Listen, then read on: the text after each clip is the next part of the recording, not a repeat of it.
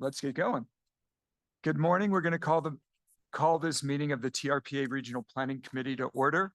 The date is Wednesday, December 18th, 2024, and it is about 10:18. First item on the agenda is a roll call to determine quorum. Maria? Ms. Salding? Here. Ms. Gustafson? Here. Mr. Hennigan? Here. Mr. Keycapper? Here. Ms. Loomer? Mr. Settlemeyer? Mr. Chair, we have a quorum. Great, thank you. First, I'll go over the remote and in-person meeting rules for the day. For the members of the public who are joining us remotely, to observe the meeting, go to trpa.gov. Under the calendar header, click on Governing Board Hybrid Meeting for December 18th, 2024. There you'll find a link to the public webinar hosted on Zoom. To address committee members directly with your comments, raise your hand in the Zoom by clicking the raise hand at the bottom of your screen at the appropriate agenda item. With your hand raised, you'll be unmuted by TRPA staff and have 3 minutes to address the committee. If you've used the dial-in number to join us by telephone, you can dial *9 to raise your hand and be unmuted. For items that are agendized as informational only, we will hear public comment during the general public comment period at the end of the meeting. For items as agendized for action or possible action, we'll hear public comment before the committee takes any action.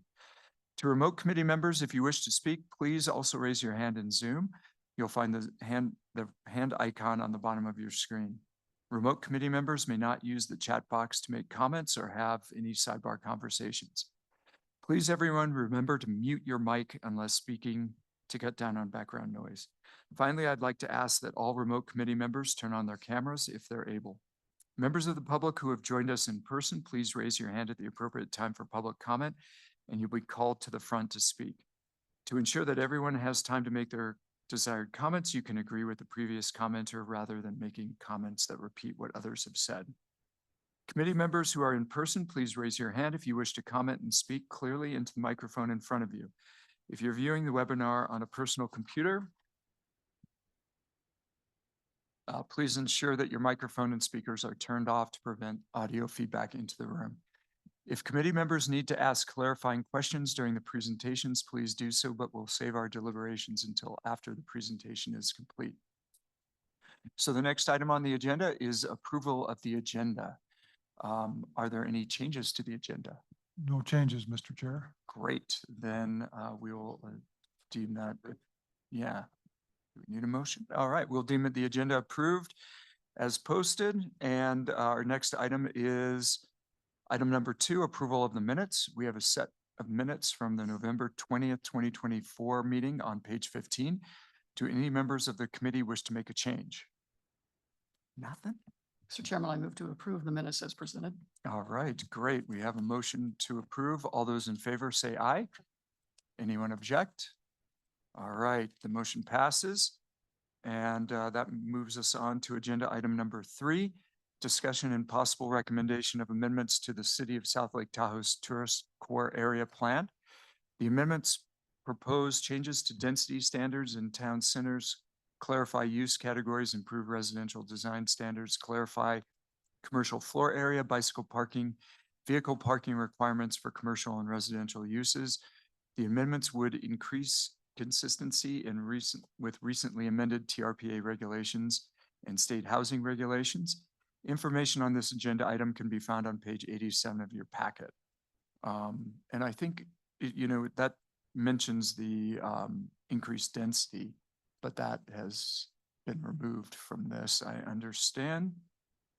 Do we want to? Well, I'll speak to that. Mr. Okay, Chair. you'll speak to Yep. that. Mhm. All right. So Julie Reagan is going to Kick us off. introduce this agenda, Great. this item. So Julie. Thank you, Mr. Chair. Julie Reagan, TRPA's Executive Director. Before we hand it over to the team, I just wanted to give a little context for this coming back to the Regional Planning Committee after a really nice discussion at last month's meeting, and give a particular thank you to Member Brooke Lane. When we were briefing her on the agenda, there was a question. We could have just brought this into the full board as it is agendized, but we thought because we were removing the provision of that 65 unit acre per acre density provision, we should bring it right back to this committee to move forward all the other provisions of the area plan, sans that. and get the discussion at the committee level so that you could then make a presentation to the full board that you'd vetted it one more time. And that was a good idea. So I want to acknowledge that because there are some density related matters that the team will speak to, the adoption of the phase 2 housing amendments, et cetera, that apply to density, but not that 65 acre per unit or unit per acre density requirement that we talked about last month. So with that, I'll turn it back over to the team and Alyssa's going to take it from here. Thank you, Julie. Alyssa Bettinger, Senior Planner with TRPA. I just want to give a little bit more context. So the RPC last month heard 3 items. The first was the proposed amendments to Chapter 13, which would formalize a process for local jurisdictions who want to propose higher density or height than what's currently allowed in our code. And then the other 2 items were the proposed amendments to the Tourist Core Area Plan and the Tahoe Valley Area Plan. When we got to Tourist Core Area Plan, there were obviously some concerns around the proposed increase in density in town centers up to 65 units per acre. And I don't think I need to go over those specific concerns, but we ultimately met with city staff following that meeting to figure out a path forward and decided that it is best to not hold up the rest of the amendment package.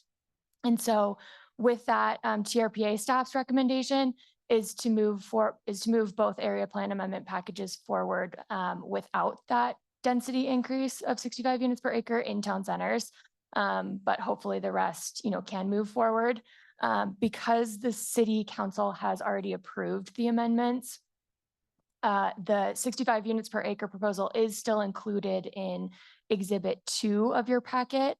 But again, TRPA staff's recommendation is that provision be removed, which is shown in Exhibit 3 of your packet. For the TCAP, it's on page 124, and for the TVAP, it's on 199. So with that, we're going to give a very brief presentation on the Tourist Core Area Plan amendments, just because you guys already heard those last month. And then we'll spend a little bit more time on the Tahoe Valley Area Plan amendments, just because you didn't hear that last month.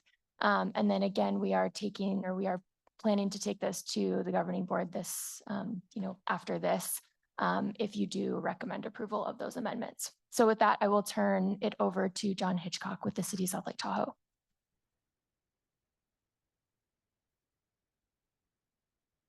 Thank you, Alyssa.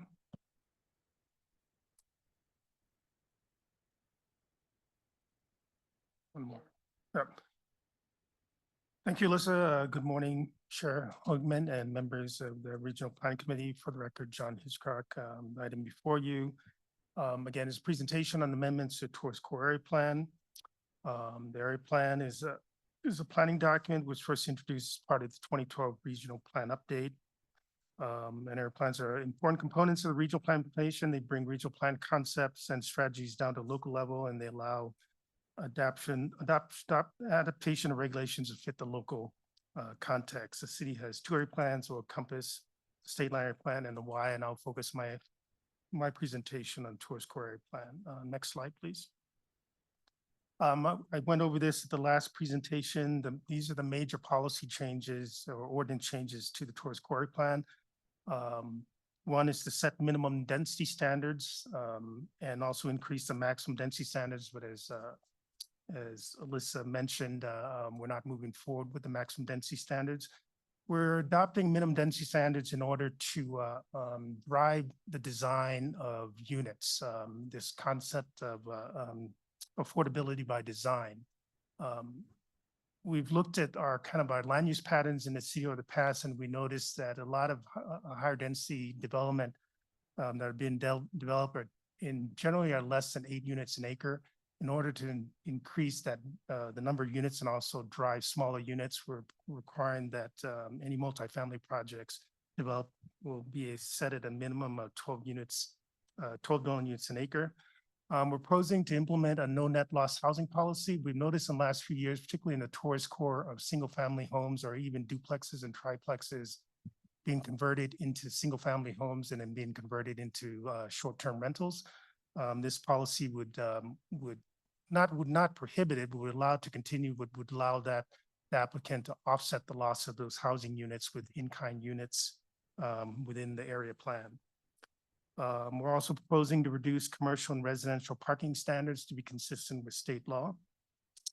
We also proposing a new policy to allow the exemption of commercial floor for outdoor dining up to a certain amount. This is consistent with current TRPA standards today that allow exemptions up to 500 square feet of CFA. We're proposing to, in some instances, allow a reduction in open space requirements when it would result in the loss of housing in a project. We would reduce the amount of open space requirement in multifamily project down to 10%. We're also proposing to allow signage for accessory uses, similar to how signage is treated in the casino core today.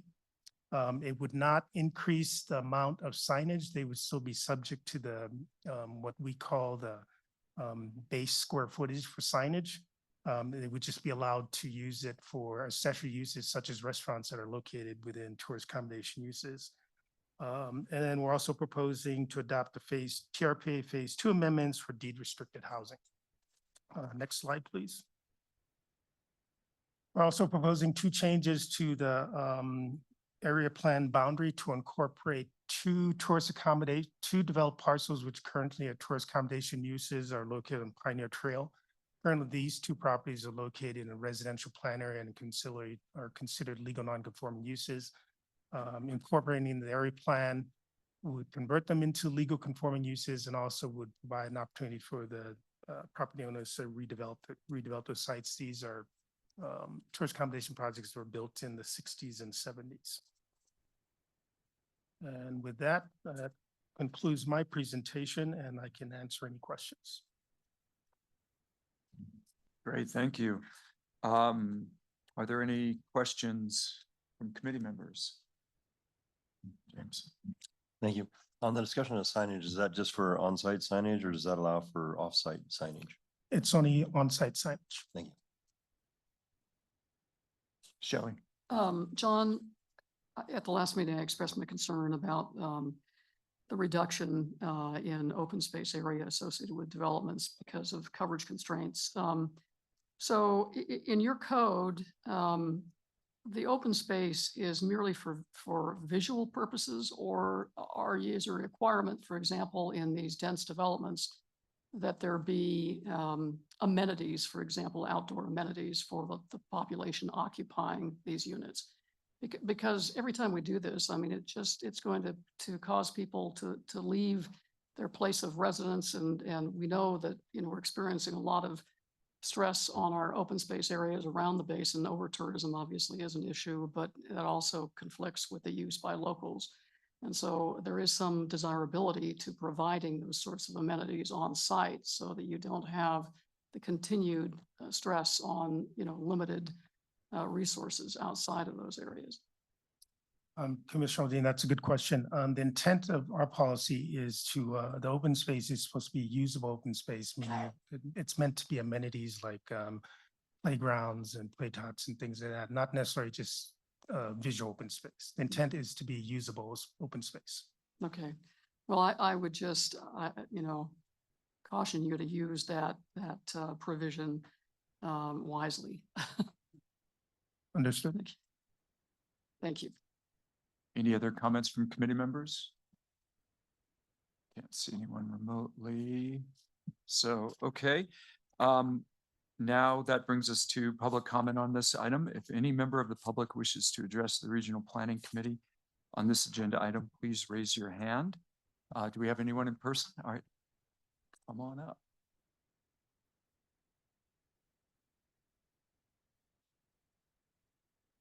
For record, my name is Deepak Sharma.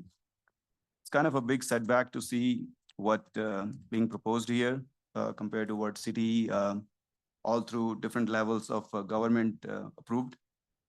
So I'm gonna, I didn't know this, so I was preparing my thoughts on why it is a good thing to do.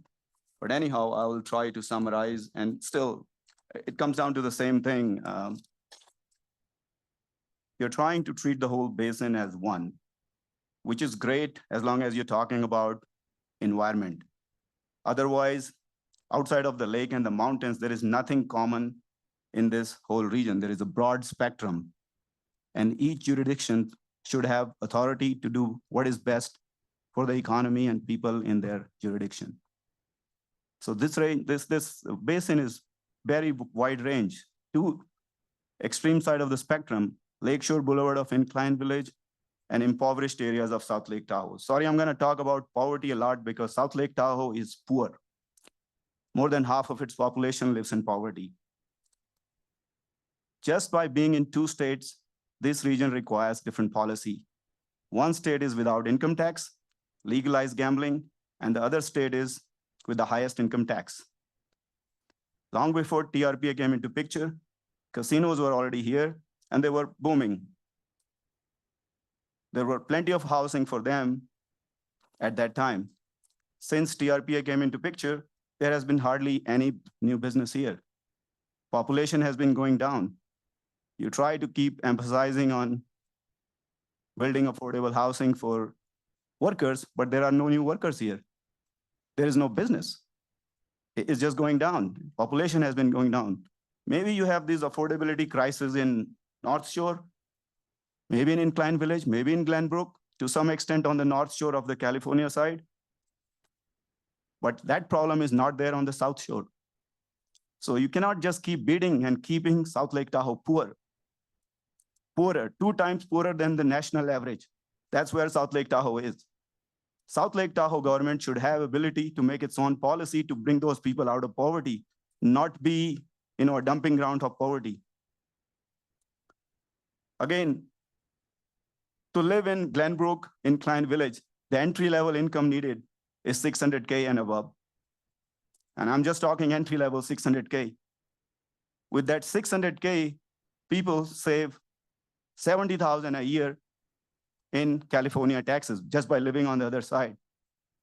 In the poorer neighborhoods of South Lake Tahoe, they don't make $70,000 a year. How can you have the same policy on both sides? South Lake Tahoe, the people who, most of these people who make $70,000, they live, work here, do some small business. They are kept poor. They are kept poor. Keep Tahoe blue does not have to mean keep Tahoe poor. They are two separate things. Doing the policy right, you can handle both. Keep Tahoe blue does not have to mean keep Tahoe poor. And all these affluent neighborhoods you see here, none of that income is derived from Lake Tahoe. They bring, people vacation here, have vacation home, but that income is not derived from here. There is no source of income here. Thank you very much. Thank you. Lou?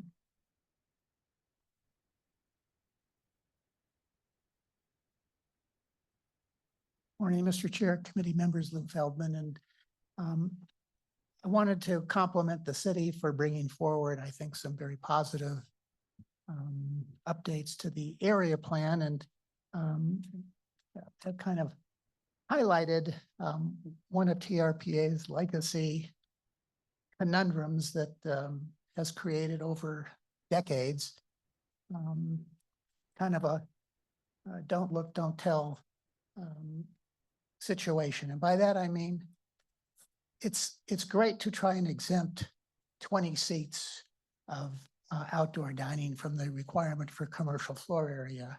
But if you look around the basin, particularly since COVID, restaurants, which typically operated about a 7 to 10% margin if they're fortunate, had expanded outdoor dining basin-wide. And when people, dine outdoors, it animates our streetscapes. And we have, I would say, conservatively, over 1,000 seats of outdoor dining that do not have commercial floor area around the basin, maybe more. So we're now creating a situation of non-compliance. So we create a rule that says you can have 20 seats, and some people for 20 years have had 200 seats. What do you want to do about that from a policy perspective? And this is, one of those things that has created, I would say, some community hostility towards TRPA regulation. if your outdoor dining is self-serve and you go sit there, having picked up your food at a window, there's no requirement for CFA. It's only if you have table service that we require CFA. What is the wisdom of that distinction? So the answer ought to be, in my judgment, let's not take a little nibble out of this elephant. Let's just, do the right thing. We should not require CFA for outdoor dining. For the most part, when it's nice outside or there's an opportunity to enjoy the great outdoors, people may not even go indoors in the restaurant. It has, by the way, transformed Heavenly Village and the downtown core area with outdoor dining. So I support the city's efforts, but would encourage, rather than codifying noncompliance, let's deal with the real issue and take CFA off the table, no pun intended, for outdoor dining. With that, I'd be happy to answer any questions in my remaining 12 seconds. Thank you. All right, anyone else in the room? Seeing no one, is there anyone online who wishes to make a comment? Mr. Chair, we have one hand raised online. Doug Flaherty, please unmute to make your comment. Hi, Doug Flaherty, TahoeCleanAir.org. While today's agenda items 3 and 4 address separate area plans due to their geographical proximity, the environmental and public safety impacts must be analyzed in a cumulative manner. Both area plan amendments represent a project under CEQA. This is determined by the California Supreme Court ruling Union of Medical Marijuana Patients versus the City of San Diego, since the project has a potential to cause direct and indirect physical changes in the environment. Since both area plan proposals represent a project, TRPA may not approve either project without first making a finding of net zero VMT. This is explained in the October 22nd, 2024 California Attorney General letter to the TRPA. Project documentation fails to provide substantial evidence, including evacuation timing and capacity modeling analysis, to determine whether the projects will be exposing people or structures to a significant injury or death involving wildland fires or possibly interfere with the existing emergency evacuation plan. Without modeling and analysis, these potentially significant impacts are left unanalyzed and without mitigation measures. Even though current data and the latest technology are available to do so, project documentation fails to include a comprehensive roadway by roadway wildfire evacuation time analysis before arriving at a finding of no significant effect or less than significant impacts, and failed to address the California Attorney General's best practices for analyzing and mitigating wildfire impacts of development projects under CEQA. Project documentation also fails to discuss wildfire ignitions. Similarly here, as in a recent ruling having to do with the Center of Biological Diversity versus the County of Lake, South Lake Tahoe and the TRPA have failed to properly analyze how the projects would affect the evacuation routes during a wildfire. The court found that the project approval should be set aside because it did not adequately consider the potential for increased congestion and delay on evacuation routes, which could pose significant risks during wildfire emergencies. No project should make it harder for people to evacuate during a wildfire. How can this committee recommend approval of these area plan modifications, knowing that the South Lake Tahoe Valley IEC page 130 states the permanent effect of additional residents, employees, and structures within the Tahoe Valley area could significantly increase the amount and severity of emergency response required in the area, affecting emergency response and evacuation plans. Therefore, this impact is potentially significant. And again, that comes right out of the Tahoe Valley Area Plan IEC. Thank you very much. Thank you, Doug. Anyone else online?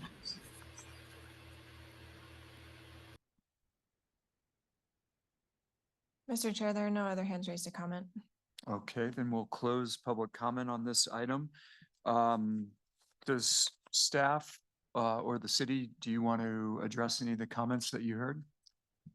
For the record, John Hitchcock, in regards to the commercial floor area, the city would recommend that that the regional plan committee recommend the CFA policy and standards as currently proposed in the TCAP amendment. The city does agree with Mr. Lou Feldman that there is a need to take a look at commercial floor area. All our area plans talk about activating streetscapes, and one of the concepts of these streetscapes is to have outdoor dining, outdoor seating. And the city definitely agrees that that region-wide, that the TRPA should take a look at commercial floor and how, what that relationship is with opportunities to activate the streetscape. But from my understanding, at least talking with TRPA staff and past TRPA staff, that needs to be looked at regionally because of potential VMT impacts. Our approach here is an incremental approach to specifically target it just for the city of South Lake Tahoe in order to create more activity and activate the streetscape in city of South Lake Tahoe. As it relates to Mr. Flaherty's comments, the city did prepare initial study, which were both adopted by the city council, and the city did file a notice of determination with the Office of Planning Research as well as the county. And based on the AG direction as it relates to development in high fire severity zones, the direction given from the Attorney General's office is to direct development towards a town center where you have the services and the transportation, the transit infrastructure in place where you can evacuate people in an inadequate manner, as opposed to targeting our development out in the hinterlands and out in the single-family residential neighborhoods. Thank you. Mr. Chair, if I could follow up on the first comment, or first response John did on commercial floor area. As you know, and a couple other board members know, in the Tahoe Living Working Group, which had its first meeting last week, I believe it was, the group was identifying issues they'd like to address, and one of them was the development rights, scalable development rights in commercial floor area, and could that be used in other ways, including for housing. But I think we can visit that topic region-wide through that work. I think that topic's going to come up. So we agree that it needs to be a regional amendment, not something that you tag on to this particular area plan. Great. Yeah, it would be good to look at the outdoor dining because I think it's something we'd all like to promote in the basin. So we don't want to restrict that. Any committee member comments? Nope. Okay. All right. Anyone online? No, it doesn't look like it. Okay. So if not, I'll entertain a motion. In order for the motion to pass, we need an affirmative vote of a majority of the quorum only. So do we have a motion? Madam Chairman, I move to approve the required findings, including a finding of no significant effect for adoption of the proposed tourist core area plan and pioneer/ski run plan area statement amendments as provided in exhibits 1 and 2 to attachment B, excluding the proposal to increase density to 65 units per acre inside the town center as shown in exhibit 3 to attachment B. All right. Thank you, Shelley. Yeah. I guess we need a roll call vote. Ms. Alding, Yes.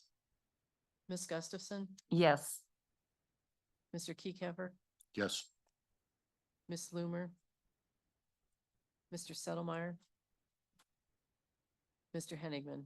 Yes. Mr. Chair, the motion passes. Great. Thank you. Mr. Chairman, I further move to approve ordinance 2024 amending ordinance 2020-02 as previously amended to amend the tourist core area plan and pioneer/ski run plan area statement to include the additions and revisions as provided in exhibits 1 and 2 to attachment B, excluding the proposals to increase density to 65 units per acre inside the town center as shown in exhibit 3 to attachment B. Thank you. Maria? Ms. Gustafson, Yes. Ms. Alding, Yes. Ms. Loomer, Mr. Keycamper, Yes. Mr. Settlemeyer, Yes. Mr. Henigman. Yes. Mr. Chair, the motion passes. Great. Thank you. So that brings us to agenda item number 4, discussion and possible recommendation of amendments to the City of South Lake Tahoe's Tahoe Valley Area Plan. The amendments propose changes to density standards in town centers, clarify use categories, improve residential design standards, clarify commercial floor area, bicycle parking, and vehicle parking requirements for commercial and residential uses. The amendments would increase consistency with recently amended TRPA regulations and state housing regulations. Information on this agenda item can be found on page 163 of your packet. So back to Alyssa. Thank you, Mr. Chair. So this is the other area plan that is adopted for the city of South Lake Tahoe. It encompasses the area known as the Y. The changes being proposed are very similar to what is being proposed in the tourist core area plan. And so we are not going to go over the specific policy changes. Anna from the city is going to focus mostly on the boundary changes. So with that, I will pass it over to her. Thank you. Good morning. I'm Anna Kashuba. I'm a senior planner for the city of South Lake Tahoe. This item consists of amendments to the Tahoe Valley Area Plan. As mentioned, this is very much a part 2 to the presentation you previously received. All of those policy items we discussed previously are applicable to the Tahoe Valley Area Plan as well. So I will only be discussing the items that are unique to the Tahoe Valley Area Plan. Next slide, please. We have expanded the area plan in 3 areas. The first one you see here is to the east of Tahoe Keys Boulevard between James and Eloise, the 1 parcel north of Eloise. These parcels were previously part of Tahoe Island Plan Area Statement, Special Area 2. Prior to the city's amendment efforts, we did receive an application to amend that plan area statement, and staff was directed by our city council to include that application in this broader amendment process. So the parcels you see here have been added to the neighborhood professional district of the town center. This change will meet the amendment request. It will bring legal non-conforming uses and densities into compliance, and it will make residential incentives available to these parcels. Again, this area was part of a special area in the plan area statement, so there was recognition that these parcels did have a more commercial were comprised more so of commercial uses than the rest of the plan area statement, which was primarily residential. Next slide, please. This second area of addition consists of 8 parcels being added to the town center gateway district. The reasoning is very similar to those as previously discussed, to legalize non-conforming uses and densities and open up residential incentives.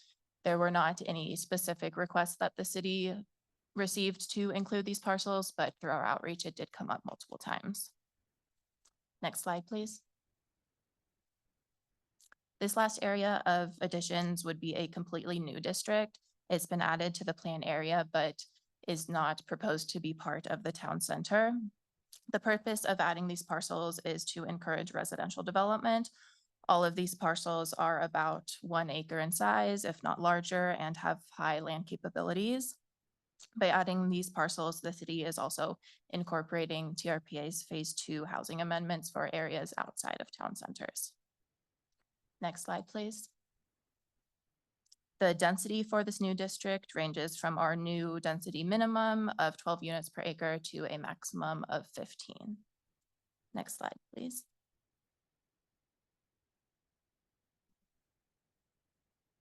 Next slide, please. Thank you. This last change we're making is regarding permissible uses within the existing town center healthcare district. With the relocation of Barton, we heard from a lot of property owners in this area that they were having trouble finding tenants for their spaces due to the limited permissible uses, which were originally structured around Barton and those supporting healthcare uses. So in response to that feedback, we have added the uses that you see here on the screen. Because there are several residential uses within this district as well as surrounding it, we did take careful consideration to identify permissible uses that would be compatible with these residential uses, such as uses that are generally open during just regular kind of office or daytime hours. And next slide, please. Concludes my presentation, and I'm happy to answer any questions. Great, thank you. Committee member comments, Shelley? Thank you. So I'm looking at the compliance measures. And I noticed that the APC recommended the city remove the proposed increased density outside of town centers, which I understand is going from 15 as allowed by TRPA code to 25 for market rate housing. Is that correct? That was an original proposal and is what our city council adopted, but similar to the maximums in town center of 65. We have brought that down to 15 to be consistent with the TRPA maximum densities. So the 15 is what is proposed. Even though it's not included in the proposed motions, that language is not included in the proposed motions, even though it's part of your, was a part of your original proposal. And I wonder if we need to add that. I don't, well, Graham, correct me if I'm wrong, but that has been removed from the packet in the city's proposal. So I don't think we need a motion to remove that because it has already been removed. Well, it's still under the compliance measures as being something that was analyzed. It's, yeah, it's not included in Exhibit 2, which is what the motion references. But Graham, if we need to add that to the motion language, we can do that. No, I don't disagree, Alyssa. I think we're okay with the motions as they've been drafted. I think as Alyssa said, that Okay. that part fell out of the city's proposal. Right. Okay, well, it also, the 65 units per acre fell out of the city's proposal too, but it was specifically referenced in the motion. That's why I was questioning whether or not we should include it. I mean, I think if you, Shelley, would like to add that to the motion and you have the wording to do that, I mean, and you want to just state that as Okay. part of the motion, that'd be fine Okay. as well. okay.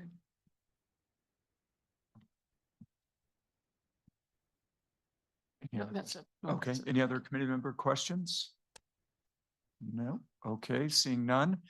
We'll move it to public comment on this item. If any member of the public wishes to address the Regional Planning Committee on this agenda item, please raise your hand either now in person or online by clicking the raise hand button at the bottom of your Zoom screen or by dialing *9 on your phone, and you'll be called on and unmuted by a TRPA staff member. Anyone in the room wish to comment? Okay, well, for record, my name is Deepak Sharma. And again, it goes along the same lines of my previous comments. City has really no authority to handle the poverty in the town other than trying to bring more poor people by getting affordable housing funding. So to top it off, city has Measure T and I'm gonna try to summarize what Measure T has done and is gonna, take this city further towards the lines of poverty. Measure T, December 31st, 2021, that's when all of these were supposed to phase out. Been 3 years. People have been fighting it in courts and 2 years increasing interest rates. So it's been a very short period, but there is a trend of what Measure T is doing to South Lake Tahoe. First is there is no legal short-term rental business in residential areas. The residential housing is being used for long-term use. Even though some of it is for short-term, well, it's still long-term, 30 days to 3 months. Ski lease to house seasonal construction workers, seasonal hospitality workers, all that stuff. But the big thing that's happening is city is losing money. 1,500 luxury homes, more or less, went out of market. They're equivalent to 4,000 to 5,000 luxury hotel rooms. That's basically more than what this casino corridor has. All of a sudden, that went away. So did the jobs that were tied to it, the businesses that were tied to it. Where is city gonna fill up for losing 4,000 to 5,000 luxury hotel rooms? That is more than all these casino areas have. So that is the unwanted consequence of it. We'll see how the housing comes to market. It will eventually, and people can't rent it, means, there are rich people. We live in a capitalist society. There will always be rich people. They will be having second homes, and you won't have nothing that you can do against them. This is a capitalist society. But the poor people get hurt every time you make a wrong policy move. So 6,000 luxury hotels gone, hotel rooms. So are the businesses tied to them and the jobs tied to them. And the city is losing the revenue, and there is no way to fill it in. By building more affordable housing, they're only going to attract more poor people. It's already got 2 centers of poverty. City is on its way to building the 3rd center of poverty around Y, some of it funded by the state and federal tax dollars. You build housing for poor people. South Lake Tahoe doesn't need it. It's got plenty. There are no jobs in South Lake Tahoe. Most of the people that live in these poor areas work for Nevada businesses. South Lake Tahoe needs the ability to handle its poverty. Thank you very much. Thank you. Any other comments in the room? All right, then we'll go to online. Any comments, any hands raised online? Mr. Chair, there's one hand raised online. Doug Flaherty, please unmute to make your comment. Thank you, Doug Flaherty, TahoeCleanAir.org. I echo my earlier statements since I believe that both of these area plans should be analyzed together due to their geographical impact. But as far as the representative from the city of South Lake Tahoe, with no disrespect, this is a tactic where agencies obfuscate messages and complete information to dissuade the public and the committees and board members from voting the right way, and that is for public safety. So with regards to the Attorney General's, California Attorney General's best practices guidelines, which the 2 area plan informations do not contain this information. It states evacuation modeling and analysis should be completed and include evacuation of the capacity of surrounding roadways, project impacts on existing evacuation plans and proximity to existing fire services, among others. Evacuation modeling and analysis should include the following: evacuation of the capacity of roadways to accommodate project and community evacuation and simultaneous emergency access. Assessment of the timing of evacuation. Identification of alternative plans for evacuation depending upon the location and dynamics of the emergency. Evaluation of the project's impacts on the existing evacuation plans. Consideration of the adequacy of emergency access and the capacity of existing services. Traffic modeling to quantify travel times under various scenarios.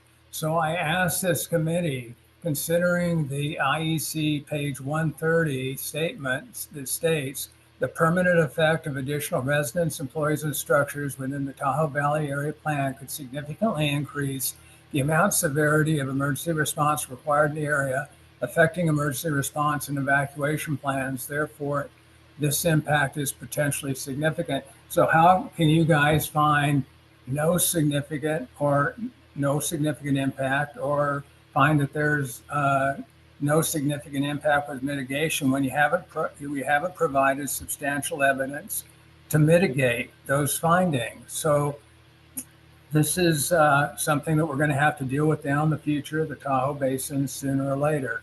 So thank you for consideration of what I'm saying, and I appreciate it. Thank you. Thank you, Doug. Any other hands raised? No, Mr. Chair, there are no other hands raised to comment. All right, then we'll close public comment on this item. Does anyone want to respond to anything you've heard? Okay. Thank you, Chair. For the record, John Hitchcock, in response to Mr. Flaherty, the Tahoe Valley Area Plan initial study and initial environment checklist did identify a significant effect and proposed 2 mitigation measures. Mitigation measures hazard-3 and hazard-4.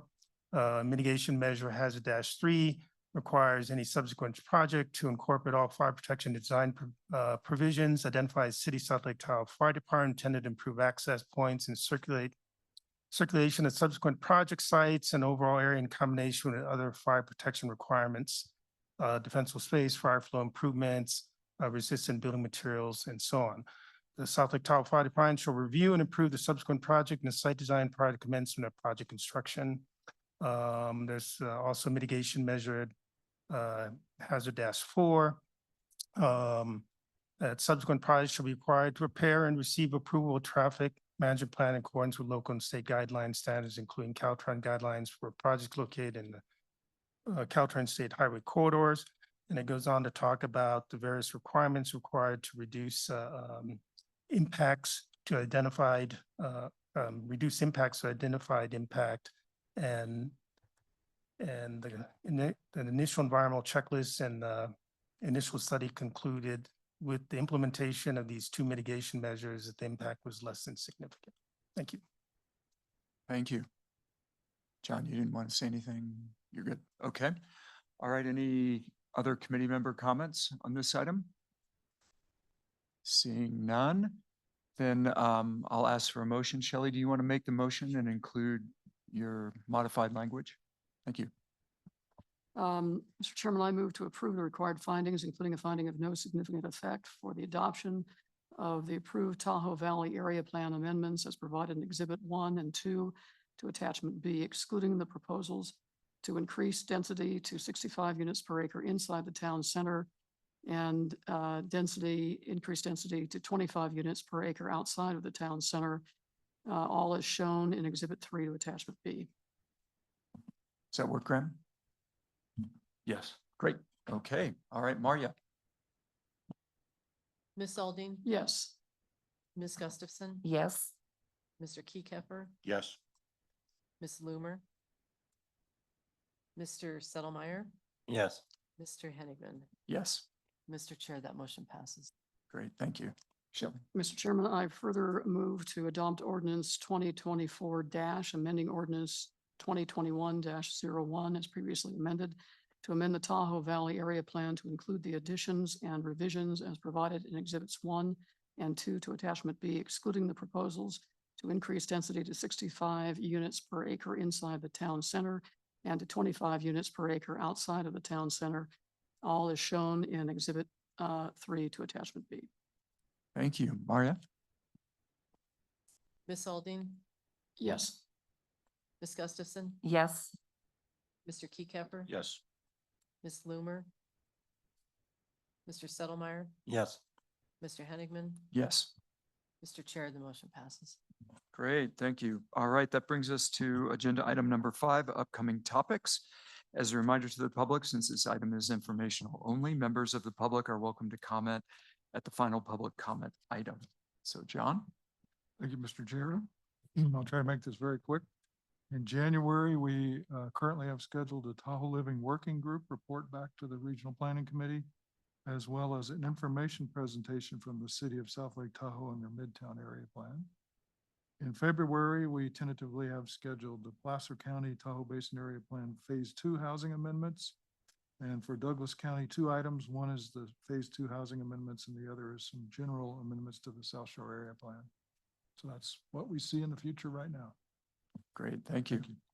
All right. Any committee member comments on this? So John, I'm assuming we're going to add to our laundry list of items, reevaluating the CFA limitations on outdoor seating at some point. That is coming up through the Tahoe Living Working Group. Okay, but will come to us. I'm assuming their recommendation will come to us. Sure. Yeah. Okay, Yeah. all right. There'll probably be a lot of stuff coming out. Okay, all right. I hope. All right. Any other committee member questions or comments? Nope. All right, then we'll move on as this item was informational only. Next item is agenda item number 6, committee member comments. Any committee members have any comments or anything? Nope. All right, seeing none, we will move on. So that brings us to our last agenda item. Our final matter of business is our general public interest comment period. Any member of the public wishing to address the Regional Planning Committee on any item listed or not listed on the agenda may do so at this time. Individuals or groups who have already commented on items listed on the agenda are not permitted to comment on the same topic. The Regional Planning Committee is prohibited by law from taking immediate action on or discussing items raised by the public during this public comment period. Finally, comments must relate to matters within the jurisdiction of the agency. If any member of the public wishes to speak at this time, please either raise your hand now in person or by clicking the raise hand item at the bottom of your Zoom screen or by dialing *9 on your phone, and you'll be called on and unmuted by a TRPA staff member. Anyone in the room? All right.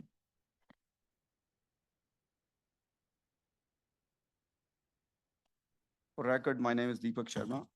I just, I was here in last meeting and I compared sugar pine development with some of the market rate old cabins in South Lake Tahoe. I just want to correct myself. So that comparison was not really, accurate. An apartment dwelling, even though new, with an old cabin. An old cabin is closer to a single family home. So the direct comparison of a newly built sugar pine should be with a existing apartment building or SRO studio. There are plenty of them in South Lake Tahoe. Most of them, other than the newly created SROs, were built before TRPA was created. So they've been there and none of them have gone, maybe a couple of them to build something new, but most of them are there. In the meantime, the jobs in South Lake Tahoe have gone down. Casinos are hurting. Gambling is down. So the jobs in the area and even the population is going down, but those old apartment buildings are there. And so are the new SROs. So those are more direct comparison with sugar pine, funded by somebody else. But so the rent for these studios, and again, first of all, there are thousands of them. If you add SROs and the old apartment buildings in South Lake Tahoe, maybe the housing guys can tell how many of them are there, but they're in thousands. That's where the poor live. The rent for studio goes from 900 to, 1,200 to 1,500 for a 1-2 bedroom apartment.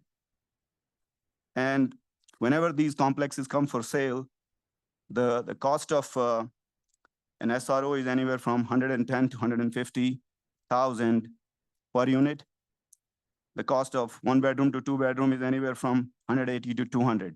So rough average is around, studio 1 bed, 2 bed is anywhere from 150 to 170K. That is roughly 5 to 6 times cheaper than the newly built sugar pine. Not 2 to 3 times, that is a cabin. This is 5 to 6 times cheaper. And there is plenty of them. So while you try to support affordable housing, push for it, just look at the market, please.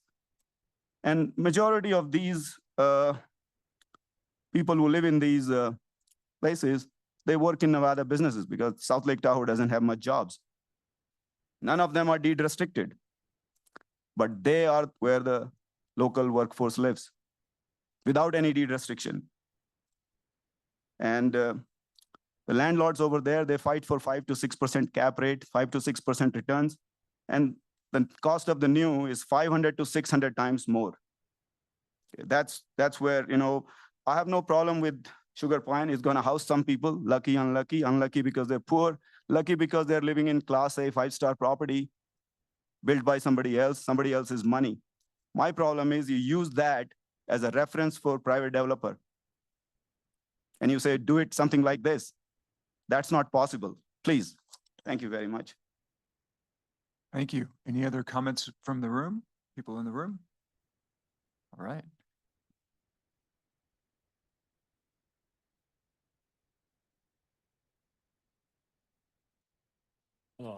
I'm Ted Wendell. I'm here again today to formally request TRPA staff rescore my parcel at 1341 Tata Lane in South Lake Tahoe based on the numerous water improvement projects that have been implemented in my neighborhood over the many years I've owned this empty lot.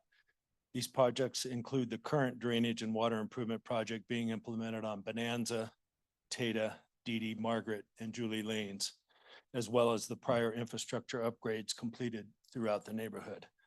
The extensive and detailed packet of new information I provided not only highlights significant improvements to the water management and drainage systems in the area, but also exposes the flawed scoring methods used to classify my lot as an SEZ. Specifically, my detailed topographic computer-aided survey clearly indicates that the field crew dug their soil pit in the wrong location and depth within an easement area of the neighboring property, instead of on my lot where a structure would be built. Furthermore, the soil pits which I personally dug on my parcel showed no evidence of mottled soils or groundwater. This finding is further supported by the recent installation of new power poles in the right-of-way of this very parcel, which were dug to a depth of over 10 feet and showed no indication of groundwater at that depth. I was originally informed that providing new information, which the field crews did not have at the time of scoring, would warrant a reevaluation of my lot. However, I am now being told that this is no longer considered sufficient as new information. I was also informed that another avenue for reevaluation would be based on extensive water improvement project implemented in the neighborhood, which I have provided for you today. I hope this will be the last rabbit hole that I am sent down in my effort to correct the errors made in the original scoring of my lot. The field notes further contain contradictions such as stating that no utilities or access run through an SEZ, yet still concluding that the entire lot is classified as SEZ.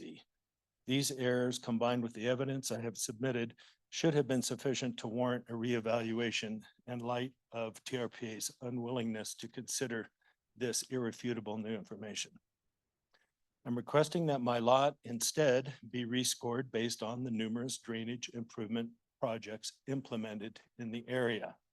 If TRPA is unwilling to correct the clear errors in my lot's original scoring using the substantial new information I have provided, I respectfully request that my parcel be reclassified to reflect the significant water improvement projects and drainage infrastructure enhancements that have improved the environmental conditions in this neighborhood.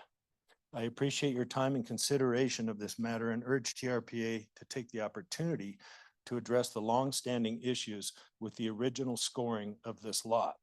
Please let me know if further documentation or additional information is required. Thank you. Great, thank you. Anyone else in the room? Seeing no one, do we have anyone online? Mr. Chair, we have one hand raised online. Doug Flaherty, please unmute to make your comment. Hi, Doug Flaherty, TahoeCleanAir.org. Yeah, with regard to the gentleman that spoke, this is a really great example of why the TRPA needs to furnish the public with the ability to go into a mediation process instead of eventually filing a lawsuit. Nobody likes to file a lawsuit, but I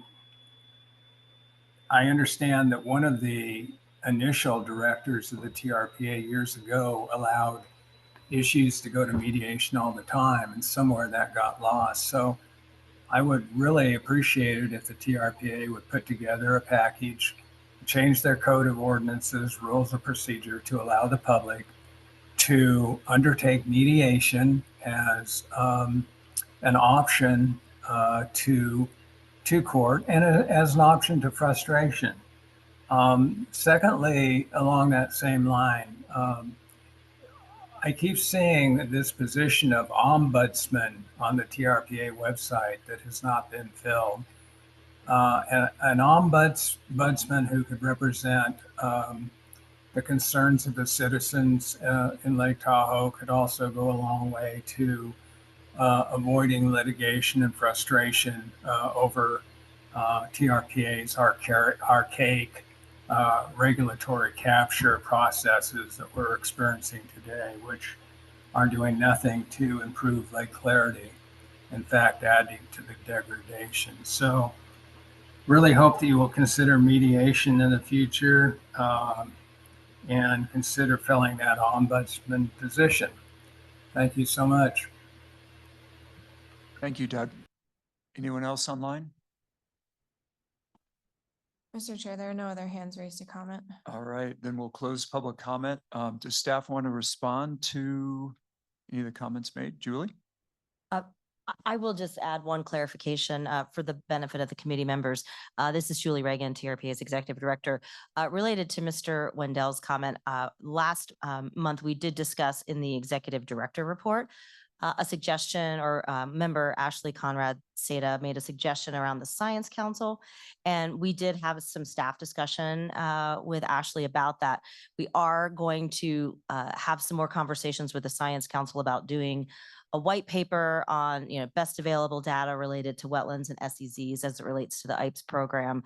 So we are continuing to have internal discussions to help respond to Mr. Wendell's public comments. So I just wanted to share that with the board, and we'll bring you back further updates. Great, thank you. I think, we want to make sure we're accurate, especially when so much is on the line for individuals and their interests. All right. Thank you for that. I guess that is it. Any other committee member comments? No? Okay. Is there a vacant ombudsman position within the agency? Thank you. I'm not familiar with what provision or what section of the website, so we'll follow up with Mr. Flaherty on that. Okay. May I just want to add too, for the record here, this is Graham St. Michelle, for clarity for everybody listening, this was going back to the Wendell and the IEP score.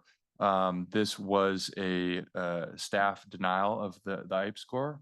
It was appealed. It did go through, so our legal staff took a look at that with staff here. And we did consider that. The legal committee will remember, we went through the appeal process, and the outcome was a recommendation that it not, so there was process here, and I just want to make that clear. But certainly, as Julie mentions, there are other things, and Shelley, you've mentioned some other points, and we've heard today Mr. Wendell sort of bringing those water quality aspects up. So, I mean, it's an ongoing process. We can continue to look, but I did just want to, for the record, make it known that we went through the process here. Great, thank you. Any other comments? Oh, John. In answer to Member Aldean's question, it could be he's thinking about the housing ombudsman role that Alyssa plays. But like Julie said, we'll check.